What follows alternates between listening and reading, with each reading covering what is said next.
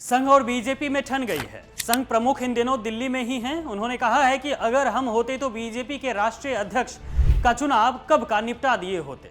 अब इस बात के बाद बीजेपी के कई नेता और संघ प्रमुख मोहन भागवत आमने सामने आ गए हैं। दोनों के बीच युद्ध स्तर का माहौल बन गया है। जी हां, संघ अब मोदी शाह की जोड़ी से इतना खफा है कि अब खुलकर वार कर रहा है। उसके कई वजह हैं, राष्ट्रीय अध्यक्ष के चुनाव से लेकर व्यक्ति पूजा तक, क्योंकि संघ व्यक्ति पूजा पर यकीन नहीं करता है, लेकिन बीजेपी में तो मोदी जी की पूजा ही हो रही है।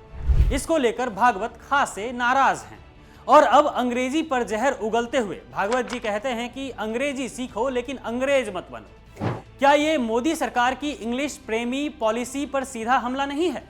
क्योंकि मोदी जी अंग्रेजी बोलने की हमेशा नाकाम कोशिश करते तो दिख ही जाते हैं।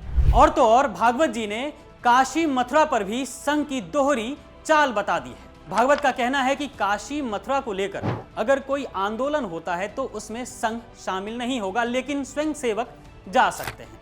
मतलब बीजेपी को उकसा रहे हैं या रोक रहे हैं, ये समझ नहीं आया। आपको बता दें कि दिल्ली के विज्ञान भवन में आरएसएस के 100 साल की यात्रा पर व्याख्यान माला हुई, जहां भागवत ने मोदी सरकार को निशाने पर लिया। उन्होंने कहा है कि हिंदू सोच में इस्लाम का विरोध कहीं नहीं है, दोनों एक हैं। लेकिन क्या ये सिर्फ शांति का संदेश है या बीजेपी की मुस्लिम विरोधी इमेज को सुधारने की कोशिश है? भागवत बोलते हैं कि इस्लाम भारत में रहेगा, संघर्ष तभी खत्म होगा जब दोनों में विश्वास बढ़ेगा। लेकिन बीजेपी की सरकार में तो अल्पसंख्यकों पर हमले बढ़े हैं। सीएए, एनआरसी जैसे कानूनों से लेकर मॉब लिंचिंग तक गवाह है कि मोदी सरकार में अल्पसंख्यकों के साथ क्या हो रहा है।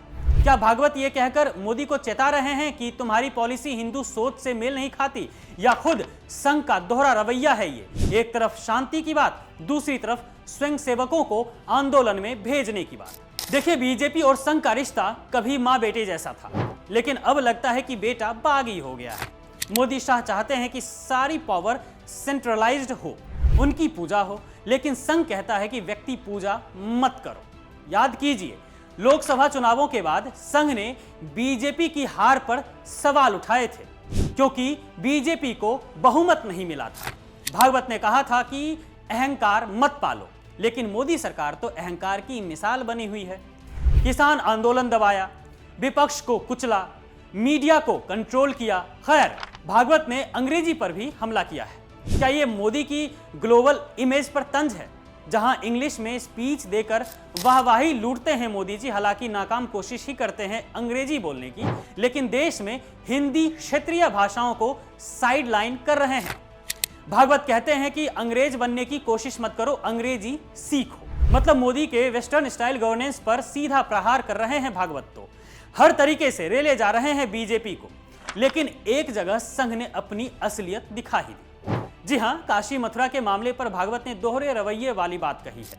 भागवत का कहना है कि हिंदी मानस में काशी, मथुरा, अयोध्या तीनों का महत्व है। 2 जन्मभूमि है, 1 निवास स्थान है। संघ इस आंदोलन में नहीं जाएगा, लेकिन संघ के स्वयंसेवक जा सकते हैं। मतलब ये बीजेपी को हरी झंडी दिखा रहे हैं कि आंदोलन करो, या फिर ब्रेक लगा रहे हैं। समझ नहीं आई ये बात। खैर, बात तो ये भी है ना कि संघ का इतिहास ही विवादित रहा है, दोहरे रवैये से भरा रहा है। बाबरी से लेकर लव जिहाद तक हमेशा विभाजनकारी एजेंडे को संघ ने पाला है, क्योंकि बीजेपी सरकार में तो मुसलमानों को सेकंड क्लास सिटीजन बनाया जा रहा है।